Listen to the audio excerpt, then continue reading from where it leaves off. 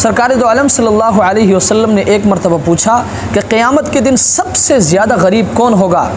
कहने लगे कि अल्लाह के रसूल, क़यामत के दिन सबसे ज़्यादा गरीब वो होगा जिसके पास मालो दौलत नहीं होगा, पैसे नहीं होंगे। तो अल्लाह के रसूल ने फरमाया नहीं, सबसे ज़्यादा गरीब क़यामत के दिन वो शख्स होगा जो दुनिया में बहुत सारे नेक आमाल किए होंगे मगर ज़बान से किसी को तकलीफ़ पहुँचाया होगा, किसी पर इल्ज़ाम लगाया होगा, किसी की दिल आज़ारी की होगी।